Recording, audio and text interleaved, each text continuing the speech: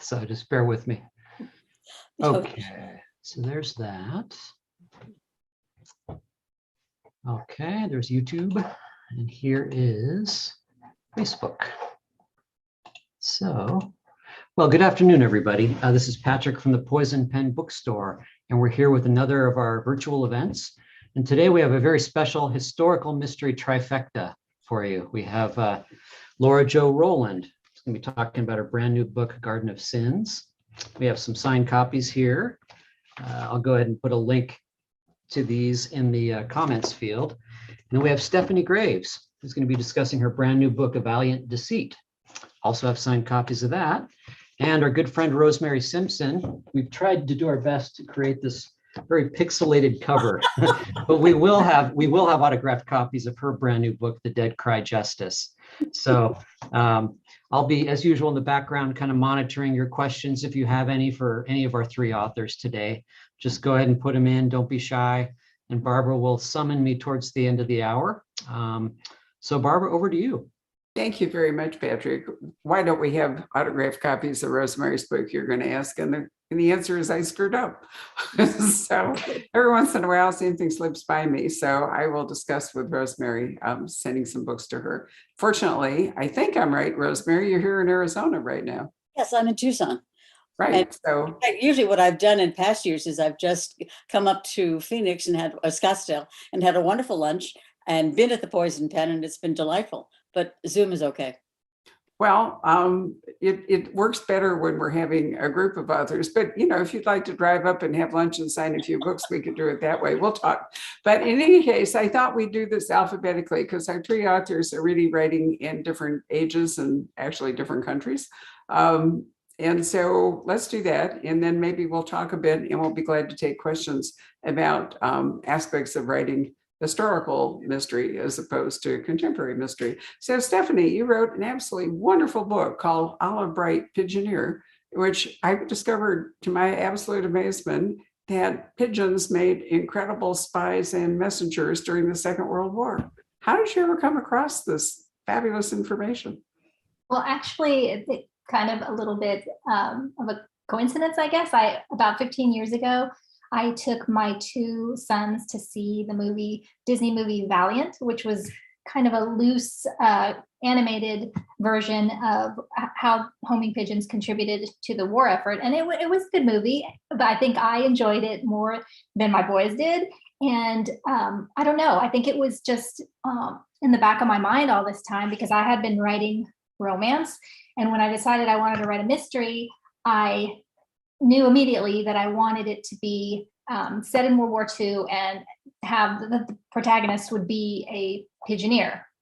So, I mean, I didn't even realize that I'd been thinking about it sort of all that time. But once I started researching it, I was even more fascinated. There was so much interesting information about how it was done and what all they accomplished that it just kind of took off from there.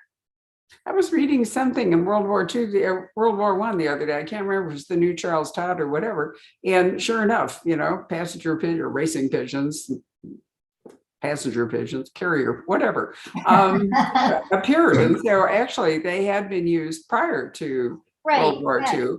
But in your book, you actually have them organized into, you know, a kind of branch of the war effort. Is that true, or did you do that for purposes of the novel? They were actually used in all the branches of the military on both, well, I'm not 100% sure on the US side. They definitely were used by the United States, but they were used in all the branches of the military in Britain and also in all the branches in Germany. So it was accurate, including that includes the intelligence side of things, which is the way I've used them in my books. So what you have created here is Olive Bright, excuse me, who lives in a small English village. And in your first book, she's frustrated that her parents don't want her to join any aspect of the war effort, and she doesn't really want to stay there in rural England and not contribute. So her father is a noted pigeon breeder and racer and so forth. So how did you nudge her into becoming sort of at least an unofficial at the beginning, but eventually official part of a network? Well, the real reason that she kind of got roped into it was because she wanted to make sure that the pigeons were being used for the war effort, both because she knew of their capabilities and she suspected all of the difference that they could make, but also because any pigeon that was not a part of the National Pigeon Service, so actively, I guess, vetted, the lofts were vetted, and the military could pull, or the National Pigeon Service could pull from the lofts. If you didn't have your pigeons vetted and your loft vetted, then you would not get any of the available pigeon feed. So then she worried that her birds would not survive the war if they were not contributing.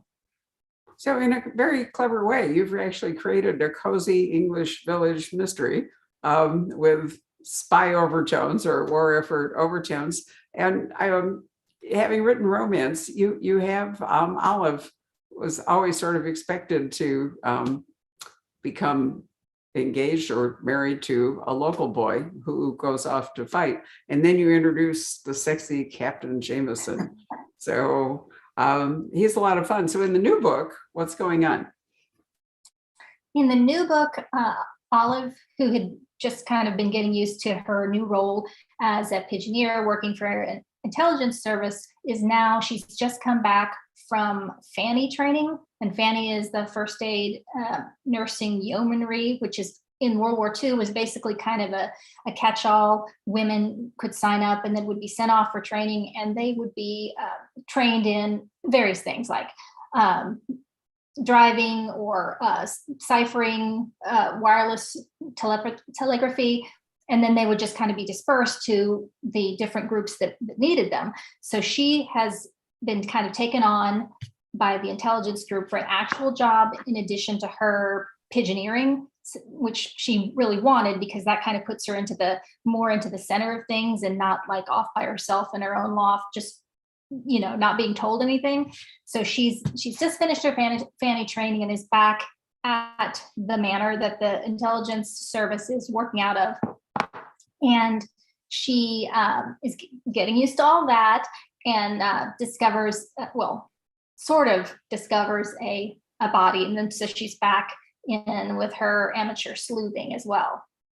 So you introduce us to Brickendunbury Manor, where, in point of fact, a top secret training school, and one of the instructors is found dead in nearby Balls Woods by a group of Girl Guides.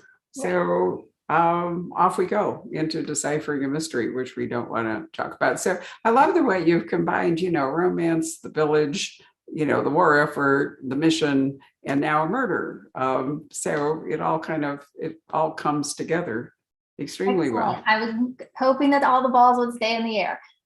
Well, it's a lot of fun. Now, by contrast, we're going to talk to Laura Joh. We're going to drop back to Victorian England.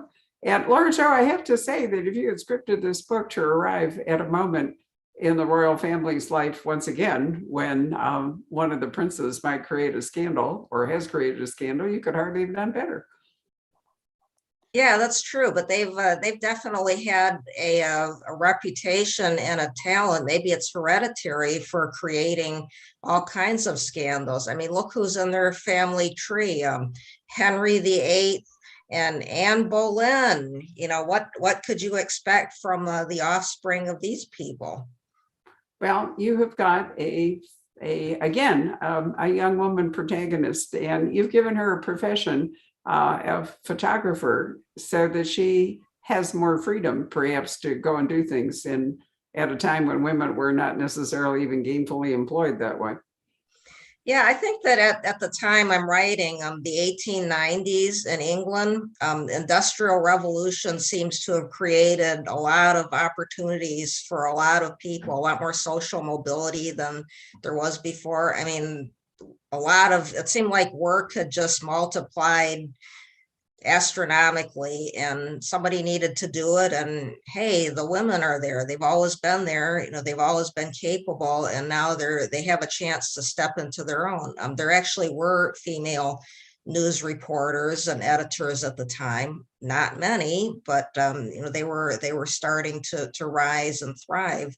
So I didn't think it was out of the question that there would be a crime photographer, even though I don't know of any specific examples of that.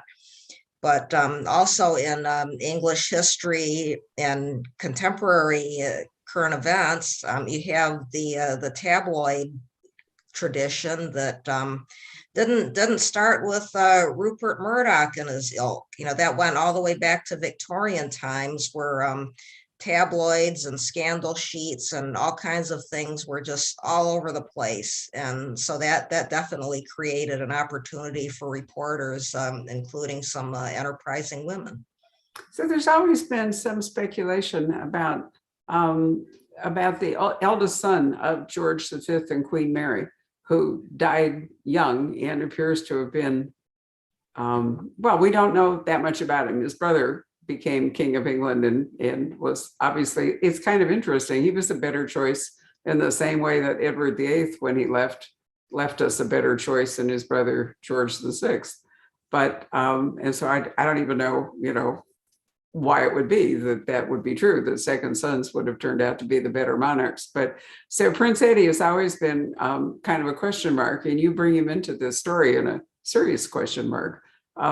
Did you find any, real contemporary evidence that he was the Randy Andy of his day, or is that just, kind of historical license?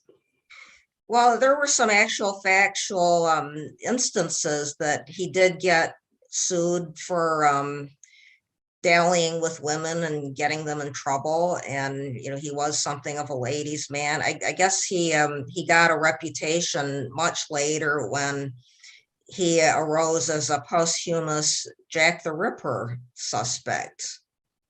Yeah. Now, this is the premise of books such as From Hell, the graphic novel by Alan Moore and Eddie Campbell, and the movie From Hell was based on that with Johnny Depp. So his reputation is probably a lot blacker than he deserves, but he was somewhat of a troublemaker to his family and his country.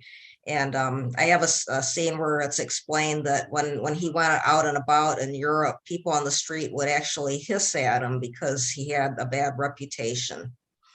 Well, this is a darker book. It's not, I would certainly not describe it as a light or cozy Victorian mystery. You could be pretty explicit in it, but the subject is interesting, and it's interesting that it has, as I say, surfaced again.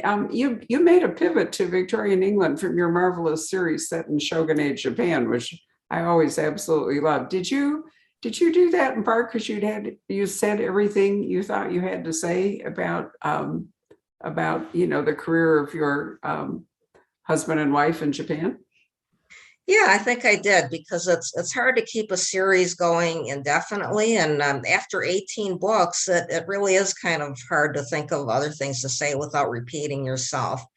But I think although I was finished with the characters and the setting, I think I still had a lot to say about some of the same themes, like truth, justice, honor, and how hard it is to serve those ideals in any time period. I think it's definitely true in Victorian England as well as 17th and 18th century Japan, where in both societies there was such a pressure to conform to some kind of ideal, even though many people did not conform except on the surface.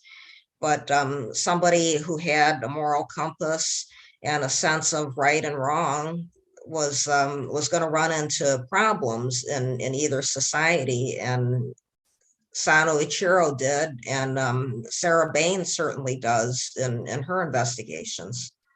Well, it was a fascinating series. I still think I own all of them. And if I ever had like 5 minutes of freedom, I would try to reread them, but I don't see that happening anytime soon. Thank you. You bet. Rosemary, so you too have had a contemporary moment of sort of good fortune relating to television. Did you watch the Gilded Age? You said it started Tuesday night? Monday night. It was on HBO on Monday night. No, I did not. I'm saving it. I'm saving it for dare I say, binge watching. So sometime in the near future. Yeah. I think it's interesting that Julian Fellows has decided to cross the Atlantic, and write something here set in New York. I thought when I first looked at it that he might be doing Downton Abbey just, earlier. Mhm. But now I perceive that he's really come to New York, and they've introduced, as I understand it, people of color into the mix, so that it's not strictly a just a look at white America in the Gilded Age. What interested you in writing about it? I'm not sure that you and I have really talked before about your series. I think you've mostly talked to John Charles, who's one of our staff. I have. So I had a heroine who was leaning over my shoulder and demanding to be put in a book, and I had a hero who was standing behind her, pushing forward. Also, he wanted to be in a book. I knew what the storyline was going to be. I knew my protagonists. I had to find an era in which to place them. And I had written two historical fiction standalones prior to that. One set in World War II in Paris, and the other was during the Crusades, during the Fourth Crusade. But I was looking, I wanted a time that paralleled our present time a little more than some of the other eras that I had investigated. And I think I've told this story a bazillion times. I was reading the New York Times a few years ago. This is book 6 that just came out. So this is like 7 years ago. And it was at the time of that horrendous snowstorm in New York City. It was all over the paper. They were just absolutely snowed in. And one of the things that they did in all of the newspapers was bring back the storm of March 1888, which was called the Great Snowstorm, and a whole bunch of other things. Anyway, they in that era there was photography, but there were also, most of the newspapers published sketches, and one of the sketches was of a giant snowdrift with a human hand sticking up out of the snowdrift. Okay, that's it. Where better to put a body than in a snowdrift? I had it. So I had the time, I had everything. I set that first book in March of 1888. And so book number 6, the one that we're talking about today, The Dead Cry Justice, is set in May of 1890. So 6 books later, we've only managed to get through 2 years, but that's all right. We're there. And each one of the books, in addition to developing the protagonists, each one of the books takes on a social issue. And I did that deliberately because any historical fiction author wants to really investigate difficult topics in history. And you want to be able to fill in some of the blanks and put your characters in those settings. So this, again, Barbara, this was totally coincidental. I signed the contract for this particular book, The Dead Cry Justice, and based on a synopsis, which is what we usually do. And I started writing the book, and it is about human trafficking, sex trafficking as a background. Very, really difficult, touchy subject, but one about which I had read a great deal and was very, very, prostitution was rampant in New York City in 1890. At any rate, I started writing the book, and I'm halfway through the first draft, writing away. Jeffrey Epstein. Oh my gosh. It was like, all of a sudden, it was happening in real time on my television screen while I was writing about a parallel situation in 1890. Well, it's what happened to Laura Joe. I mean, it's strange. She's writing about Prince Eddie at a time when Prince Andrew has come under the gun. So, I find that fascinating. But you've touched on one of the things I think that's really wonderful about writing historical fiction is you're not writing it in real time. So you can, in point of fact, have a story that starts 5 minutes after the last one ended, and you don't run into any objection, which is more difficult to do if you're writing contemporary stories. And many authors of contemporary thrillers and all have run into a problem when they've aged their characters in real time, and then all of a sudden they've gotten too old, or they've they've run into forced retirement from their profession or other things. But you can explore at your leisure. Another parallel I find really interesting is that Prudence McKenzie, who is the female lead in your series, she wants to have a profession just like, Olive wants to be part of the war effort, and Sarah is a photographer. And in this book, Prudence wants to enter, or at least maybe can enter, New York University Law School. So have you been working towards that over the past 5 books to get her to actually, have an opportunity for formal legal training? When I planned out the series, I actually sat down and in addition to doing a lot of historical research, I read the New York Times archives every day. So I read today's New York Times, then I go back and I read the 1890 papers or the 1888, whatever I'm in. And one of the things that happened in early May of 1890 was that what we now call NYU, voted to allow women not to enter the law school per se, but to study law with the men. And 3 women actually did, and they graduated a few years later. So since Prudence's deceased father, was a judge, and since she's always been fascinated by the law, this was a natural place for her to be aiming towards. So yeah, so I know what's going to happen in 10 books, basically. Because I have a contract for 3 more, so I'm writing 8 right now. Yeah.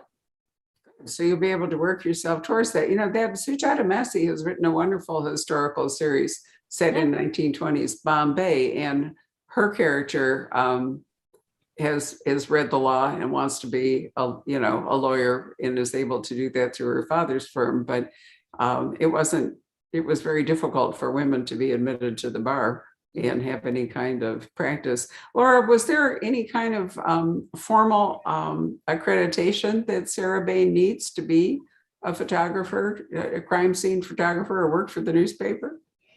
Not really. And I always tend to make my characters outliers. Like I never make them typical, showing how the typical person would have done something. She got to be this way because she was a independent photographer running her own business on a shoestring. And then she happened to, I don't know if you would call it luck into or fall into a major criminal investigation, Jack the Ripper. And things just spiraled out of control after that. She ends up working for a newspaper magnate, and he, of course, gives her all kinds of freedom because she's making money for him. So I think making money for somebody is a good way to advance in a profession without any credentials and without having the benefit of being of the male sex, like most of the leaders in any field were back then. So always an outlier. My samurai detective Sano was an outlier too. He was a masterless samurai who, well, I don't know, lucked into or had the bad luck to fall in with the government, and had thrashed it out for 18 books after that. So not typical people who rise up the ladder in a conventional fashion, and I think it's very interesting that way. I like to see that in books that I read too. Well, you have the same problem, Stephanie, don't you? And then Olive, wants to contribute, but she doesn't have. It's her father that has their credentials, right? Yes, she's not super enthused about, at least initially, about being involved with the Pigeons, because she thinks that effectively she would be serving or doing her bit vicariously, and if they would really be doing all the work and she'd be doing what she's been doing for years. She has taken over the kind of the running of the pigeon law from her father. But yes, he's the well-known one. He's the one whose name is entered in the races and all that. But yes, she wants to make a difference herself separately from the Pigeons, but at least at the beginning, that's not how it works out. But in this book, she does start doing more of that as she kind of moves into her role as a Fanny. Right, but I like the way that you're sort of moving her sideways into the intelligence service. So how fast are you planning to write your way through the war? Where are we when we start?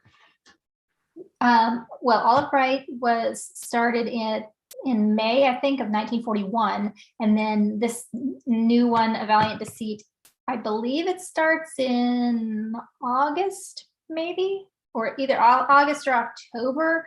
And I've written number 3, and it starts in late November of 1941. So it's pretty slow progression. Well, you're going to run out of war. I mean, Right, there's a wonderful series by James R. Benn that Soho publishes about Billy Boyle. And, the whole thing is World War II. And, he's writing his way out of it very slowly, but inevitably it's going to happen.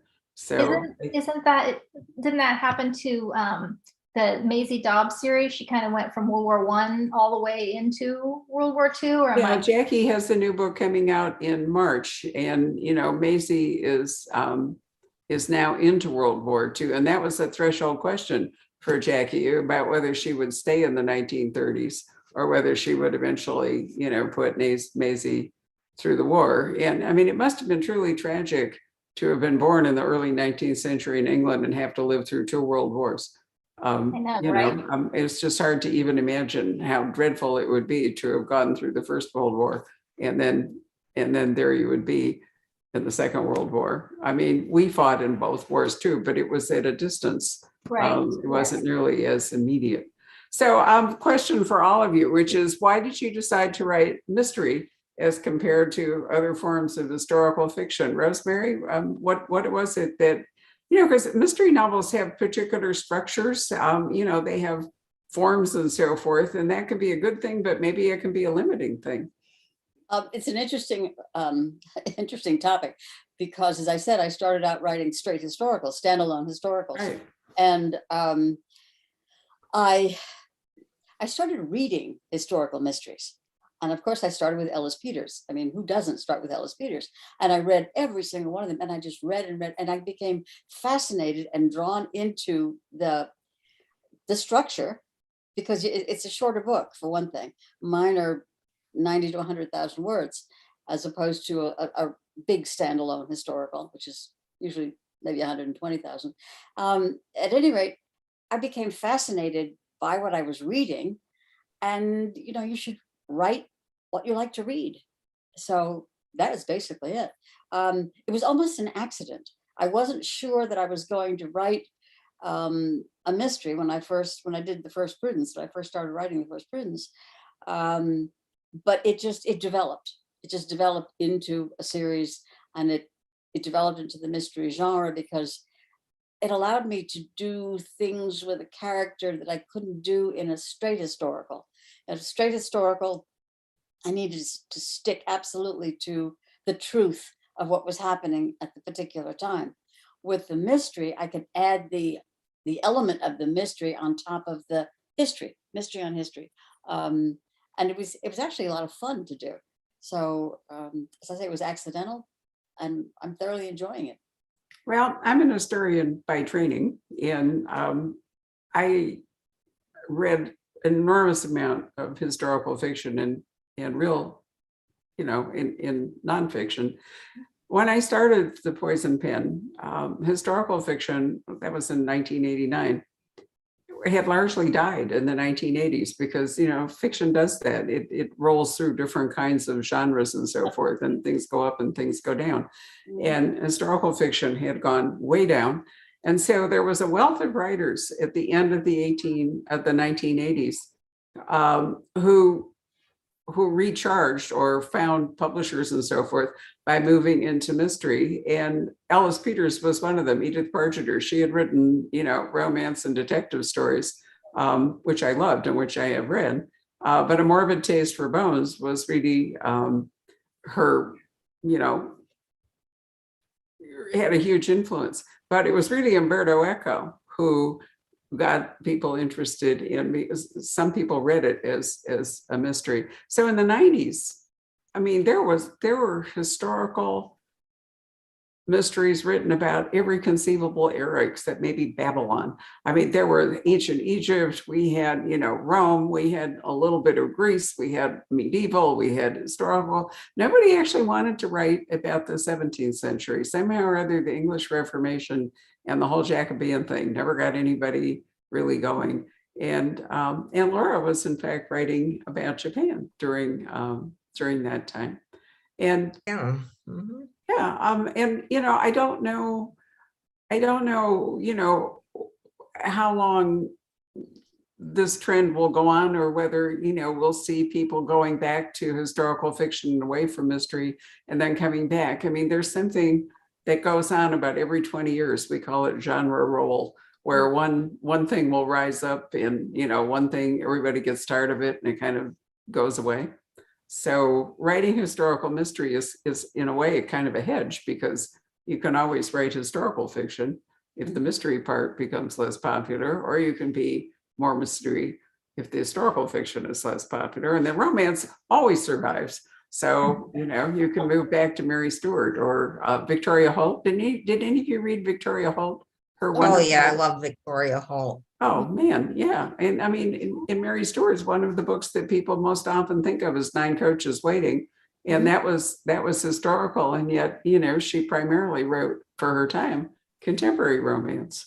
So I love the fact that you can mix it all up. Anyway, what interested you, Stephanie, in writing mystery? You said you were writing romance.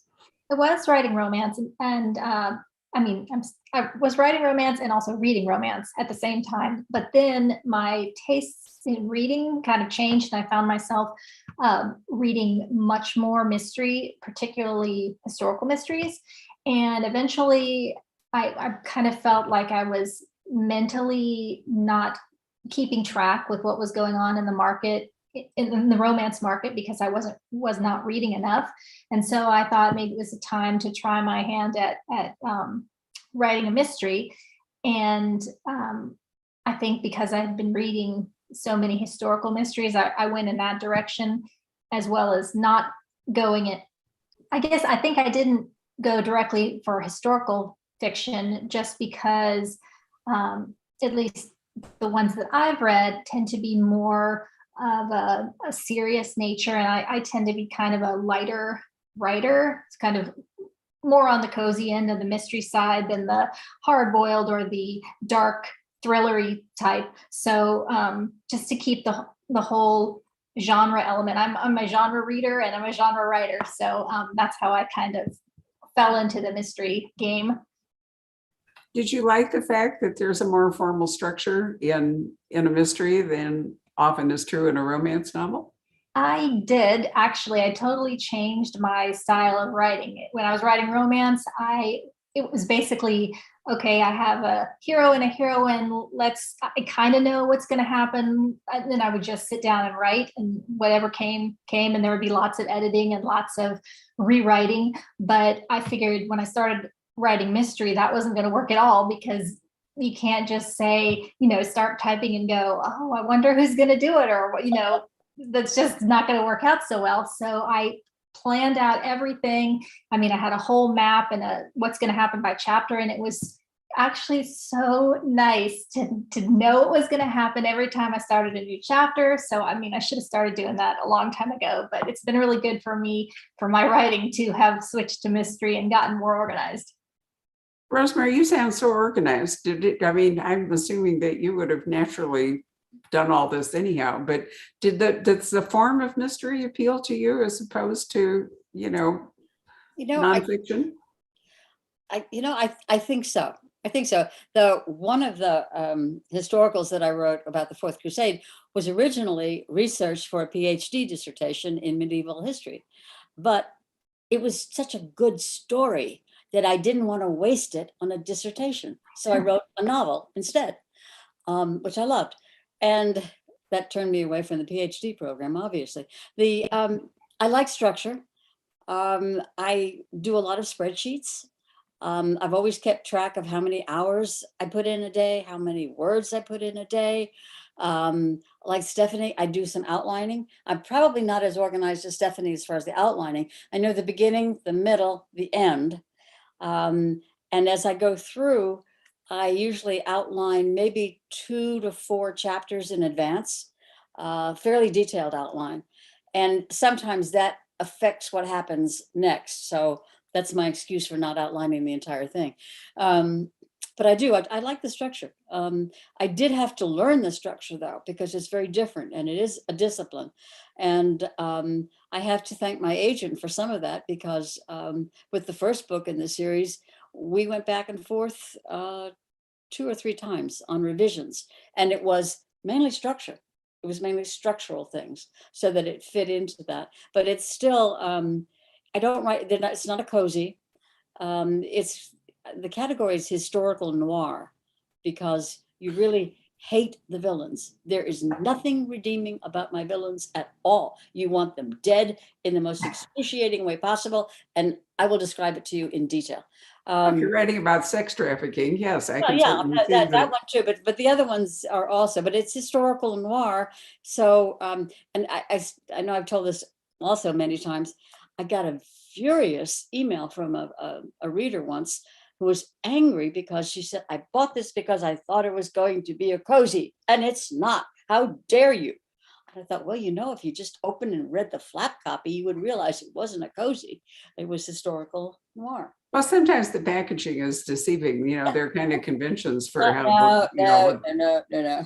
so that can do it. But you know, if you're talking about you know, 3 more books or a 10-book series, you must have an overall, you know, an arc of an overall story, and then each book that you're writing is basically a chapter in that. So you must have been thinking ahead to the shape of the whole 10 books, let's say. The whole series, plus the development between the protagonists. I have a male and a female protagonist, so definitely there's a romance obviously building, and it's one of those things where, are they going to do it in this book? Oh no, come on, it's 1888, 1889, 1890. Not yet. And it goes on and on and on.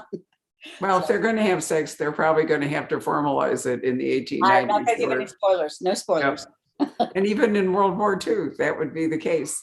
Right. So, Laura, you too. I mean, this is what, book 6? Yeah. Yeah. So, if you had an overall plan for Sarah, or are you just kind of taking it book by book? I always take it book by book in terms of plot, and then things surprise me that I have to deal with in the next book. Like, oh no, I really shot myself in the foot on this one. But I do have an overarching subplot, and I like to do that a lot. I did that with my Japanese series, where I always knew he was going to end up on top of the government somehow, and I always knew that he was going to defeat his arch rival, but I didn't know how or when it was going to happen. But in my Sarah Baines series, the mystery is what happened to her father, who disappeared when she was a child, and then he resurfaces. She finds him, and it turns out that he was the prime suspect in a terrible murder of a teenage girl when she was young, and she knew nothing about this because her mother kept it a secret, and in those days it was possible to keep things like that a secret. I mean, now you could not keep that a secret. You know, you want to know about your dad, Google. But back then you could keep those things a secret. So I have an ongoing story about what really happened when that girl was murdered. Is he guilty or innocent? And in this book, Garden of Sins, we answer at least some of the questions surrounding that and resolve at least parts of the mystery of her childhood. So that's always a challenge in a series where you have something like that. And I realized I could not keep this going as long as the quest for power in 17th century Japan. You know, you could just keep that going, you know, forever. But, you know, I had to answer the question at some point. And I said, yeah, 6 books in, you really got to answer that. So if anybody's been waiting with bated breath to find out, this is the book where you're going to find out a lot of stuff. But it's certainly true that series take on part of their power by the backstory that you don't fully reveal. I mean, if you throw it all out there in book 1, there's nowhere to go. So, I think I remember Lori King and I, when we were talking, I think it was her second book, and she said, she felt like starting a series was like packing a trunk. You were heading towards it. You were starting out with some destination in mind, and you could put various things in the trunk, and you didn't necessarily ever have to bring them out. But if you ruled them out when packing it, you were never going to be able to include them. And I thought that was a very good discussion about, how to go about a series. Because, I mean, let's face it, you start, with a person, you catch them at a particular age in a particular place, and you go forward with them. But I have found in most long-running series that most authors at some point want to go back and write a prequel, or, because now they've learned enough about this character to want to know, or to depict what happened moving forward. I had lunch with Diana Gabaldon last week, as I often do, and we were talking about Outlander, because in theory, it's going to be 10 books long, and this is number 9 that's just come out. But now she's thinking about, and this is not secret information because she's talked about it, about writing a prequel about Jamie's family, because, that would be an interesting thing to do. I pointed out to her she could go all the way back to Macbeth in like 11th century Scotland and write her way forward if she felt like it. Because, she picked a time, 1745, when the Jacobite, when all of that started. But what happened before? So I think that's a great thing about historical fiction. Patrick, why don't we call you up? I'm sorry, I keep talking. We're running out of time. Do we have any questions from the audience or things you'd like to contribute? Yeah, actually, let's see here. Our good friend Karen Oden has a really good question. That's She always does. For all three. Yeah, she says, a question for all three if there's time. Do you ever tackle contemporary issues such as Me Too, racial inequality, the alienation and conflict surrounding COVID in your historical novels? Do you feel the displacement in time might allow you to put the somewhat fraught topics at a safe distance to explore them thematically?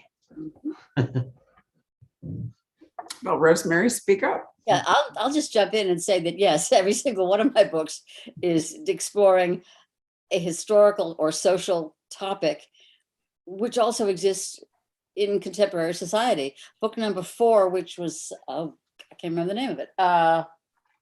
Anyway, book number 4 dealt with racial problems. And as I say, the book number 6, The Dead Cry Justice, I was writing it. I had the first draft almost finished when Jeffrey Epstein was arrested and then subsequently died. So I am, I think, and I'm consciously doing this. I consciously chose The Gilded Age because I can explore problems that are still in existence today, that we're still wrestling with today. And I can talk about them in a different way because the essence of them, the theme of them, is cloaked and hidden in a different historical period, which actually gives you a little more freedom. Death Brings the Shadow is your 4th Yeah, book. thank you. Right. Yeah, thank you. You're welcome. Anybody else want to speak up? I don't think there are really any new issues. The same things happen. The human race is remarkably or maybe depressingly consistent. And what interests me is that in some eras, things are considered a crime, and in other eras, they are not. And I think it can actually go back and forth. I had to do a kind of a mental shift when I moved from the 17th and 18th century Japan to Victorian England, because in Japan at the time, homosexuality was no big deal. I mean, the shogun, as far as my research could tell, was gay, and so were a lot of other people at the time, and it was not a big thing. But in Victorian England, you could go to jail for this. You would serve years of hard labor in the workhouse and prison for that. So what's a crime and what's not a crime can go in and out. And I think that's something that maybe in contemporary society we don't appreciate, because we think, oh, well, things now are always going to be the way they are. Like this is going to murder, this kind of murder, rape, child abuse was not considered a big deal in a lot of eras. There was certainly not the furor around that there is now. But maybe it's a cautionary tale to look back in history and see that things change from culture to culture and from time period to time period, and think, well, maybe we could flip back to the Dark Ages. How about you, Stephanie?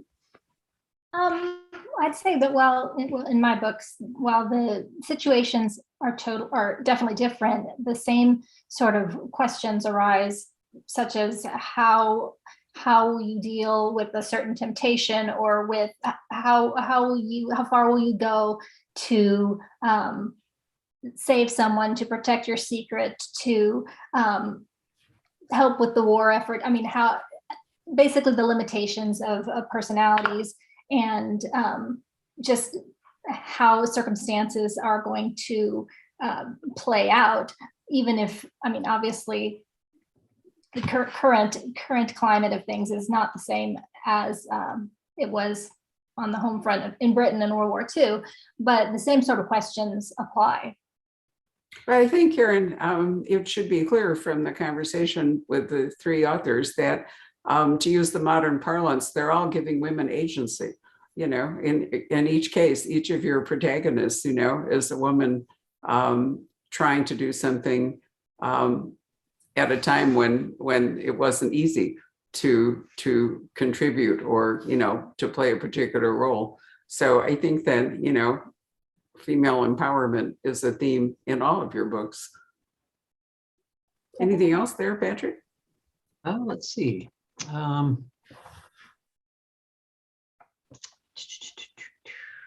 Looking for specific questions here. Karen says, Laura's making a great point.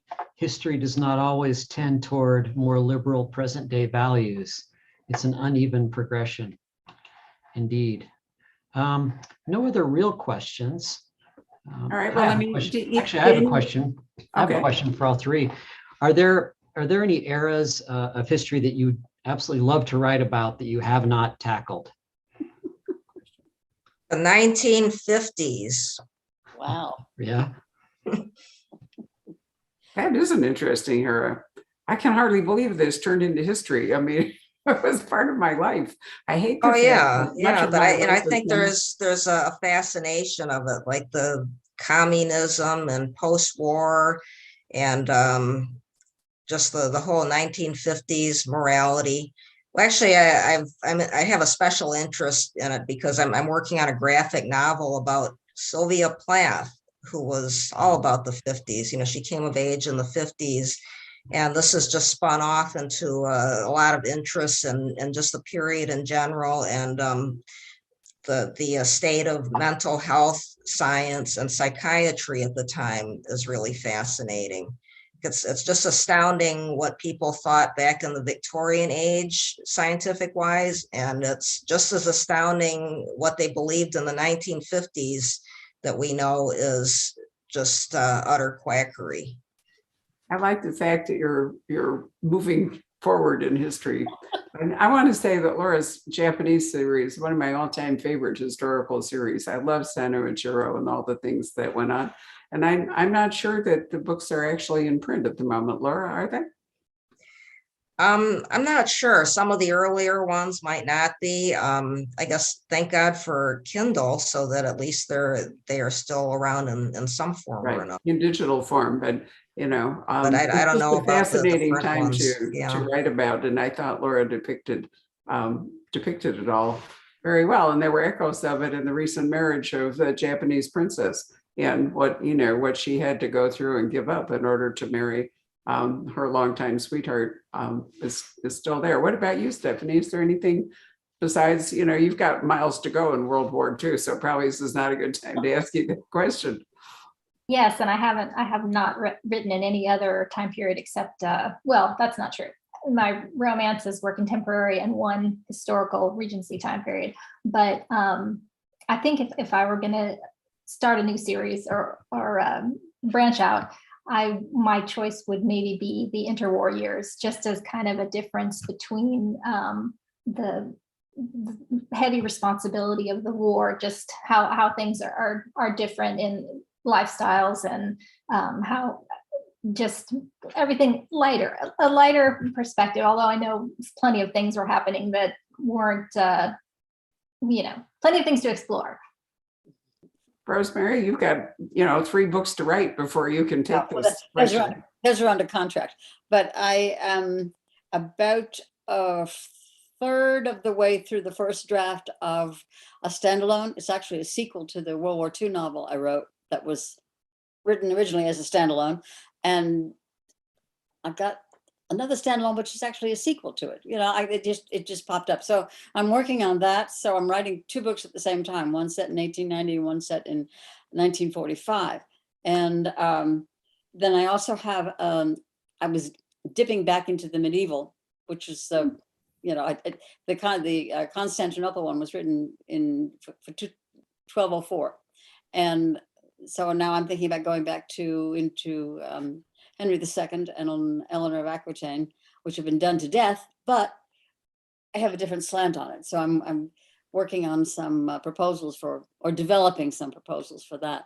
So, it's one of those things, Barbara, and I think everybody else will probably agree, when you're working away really strictly on the book that's under contract that you've got a deadline for and you've got to get it done, sometimes your mind drifts off to other possibilities. It's almost like taking a vacation to imagine another book or another series or another time period. And it's a lot of fun. It's relaxing too, sometimes. So Sounds I've like got a all jam those things break. going. I haven't done anything with them except for the World War II novel. We'll see how that works out. Are you sticking to the mystery format, or are you not? No, this is the World War II and is another historical fiction, straight historical fiction. And the medieval one is actually medieval mysteries that I'm thinking about. Yeah. Wonderful. Well, we lost Sharon K. Penman last year, which was a real tragedy. it's And terrible. there hasn't been as much medieval mystery. There was a time when there was an enormous amount of it. And once again, things come and go, but it's a genre. I mean, it's an era that lends itself, I think, to crime fiction in lots of wonderful ways. So I'm glad you're going to do that. Do you see, Barbara, like a resurgence of interest in, Ellis Peters and the Brother Cadfael mysteries? At the moment, they've kind of gone away. Yeah. Well, that's what I was saying. There are fashions in all of this. I don't know. Sometimes it takes like one person to jumpstart interest all over again. It took, one Hannibal Lecter to give us an ocean of serial killer thrillers. It took the Da Vinci Code to give us what I call Da Vinci clones. I mean, it was like 5 years after the Da Vinci clone when everybody wrote a religious conspiracy thriller. So it's hard to know, because until it happens, you don't see the engine. When an author dies, very often there's a lack of enthusiasm or a lack of sales that develop. So, Edith's been gone a while. I mean, she was a very dear friend, and I truly miss her. One of my fondest memories is going to visit her in the nursing home, the last nursing home she was in, with her editor, and taking her 20th Brother Cadfael. I picked up copies of it from Headline's office in London. And as I'm wheeling my book cart into the nursing home, she smiled at me and she said, "Only you, Barbara, will come to see me in order to have me sign books, for you." And I said, no, that wasn't the reason, but it seemed like a shame to waste it. She was a lovely person. So I don't know, somebody might decide to make a TV series of it. I mean, look at Downton Abbey and what it fostered that we can't really see at the moment. I don't know. I think historical mystery and historical fiction will always be with us. It just depends on how much visibility they have in the market. With the Name of the Rose was very popular there for a while. The Umberto Well, that was the Eco. Umberto Eco that really, sort of pushed all that stuff. I mean, Rosemary, you probably remember authors like Thomas B. Costain or Samuel Shullabarger. I do. Oh my God, they were, I remember reading Forever Amber and thinking how brilliant she was, I mean, it's a potboiler deluxe, but at the same time. Anya Seton. Catherine is my actual very favorite historian. I am a walking encyclopedia of the Lancaster and the York thing. And it all came because I fell so in love with Catherine and what happened afterward. Fourth copy of Catherine, because I read them and they fall apart. My hardbound copy fell apart. I bought a paperback, it fell apart. I bought another paperback. It's just really absolutely wonderful. It's a marvelous book. And it was the first historical that I remember reading and actually feeling as if I were there. I was there. There was no question. It's a remarkable book. If you can ever find a book called Flambard's Confession by, I can't remember the name of the author, it is a book that takes place right after, not William the Conqueror, but his son. And Flambard was the person who was sent north to Durham to build Durham Cathedral and so forth. And it's one of my all-time favorite historical novels. And on that note, we're running out of time. So thank you all very, very much. It's really been a pleasure to talk to all of you. I very much appreciate it. And we look forward to your books. Rosemary, I will be in touch with you tomorrow to send some books to you. Okay, So thank you for your patience about that. And Laura and Stephanie, thank you for signing your books and sending them to us. Thank So you for having About me. Deceit is Stephanie's new book. And if you didn't read Olive Bright Pigeoneer, I really recommend that you buy that one and then this one, because together they're delightful. And Laura, thank you. Patrick's got the copy to hold up, but thank you very much for signing, as you have all of your Victorians, and I think possibly all of the Japanese as well. Yeah, I think so. Thank you for having me. Well, it's really a pleasure. We've been together for a really long time, almost 30 years. Yeah. Wow. Maybe in person again sometime. I hope so. I think really Laura do. has a noir novel in her. Yeah. Yeah. But the magic of Zoom is that we can actually get 3 people together. It might be much more difficult logistically if we were doing this live. So we have tried to take advantage of Zoom to create multiple author events or to talk to authors in destinations that might not otherwise be available to us. And so, we have to take the good part with the bad part and see what happens. It's interesting to wonder what the future of promoting books will be now that we have this nifty tool. I don't know. I'm often asked how it will go, and I don't have any idea. So we'll find out. Anyway, good night, everybody. Thank you so Good much. night. For joining Thank us. you. Right.